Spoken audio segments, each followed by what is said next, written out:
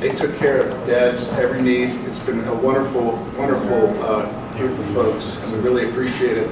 And Solomon would like to say a few words. You're here. You're here. I'm going to read. Okay.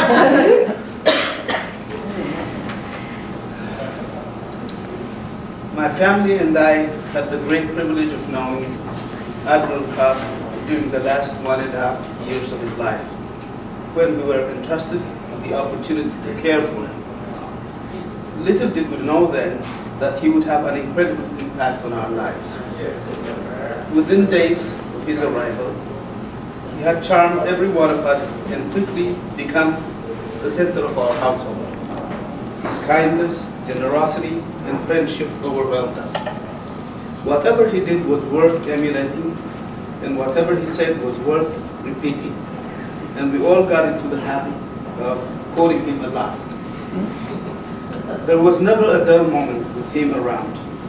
He delighted us with his humor and wit, and favored us with his wise counsel and genuine concern.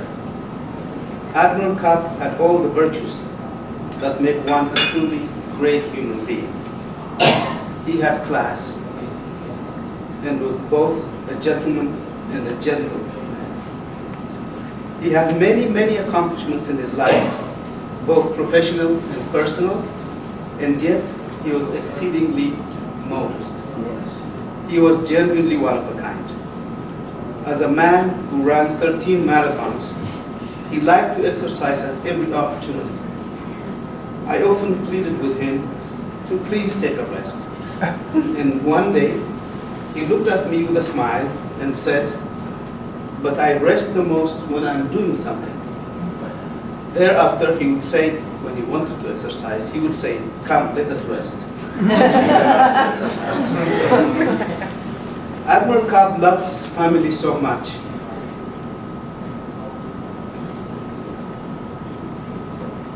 A phone call from his wife or any of his children was always an event, and the visit was cause for celebration. There are only a handful of people who come into your world and touch your life in a dramatic fashion. Admiral Cobb was such a person, and his passing away has deeply affected our family, and we miss him terribly. We have often reflected on what made him so endearing, and why we miss him so much. It was not just because he was so kind and generous, or because he was incredibly sensitive to other people's feelings. It was all that, and also something indescribable that only he had, that made every encounter with him a memorable event. After his death, we received calls from the far corners of the world from people who expressed deep sorrow. The calls came from such places as Canada, Germany, Ukraine, Macedonia, and Africa. And these were people whose very brief encounter with him had left a lasting impression. In all that I remember about Admiral Cobb, what I remember best and most often is his incredible smile. I think everyone who knows him would agree with me on this. He had a smile that I can only describe as enchanting. A smile that lights up a whole room. So what I wish for him is this, in the words of William Shakespeare: "And if he shall die, cut him out like little stars and place him in the heavens. And he shall make the face of the sky so bright that all of the world will be in love with the night." Although not having him around anymore sometimes seems unbearable, we know that his spirit continues to live on in us. And in the words of an unknown author, this is what he must be saying to us: "I won't be far away, for life goes on. So if you need me, call and I will come. Though you can't see or touch me, I'll be near.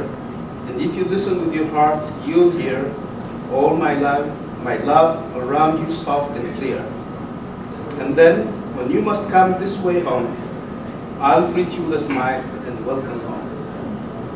Admiral Cobb, thank you for touching all of us and giving us the joy of knowing you. Thank you.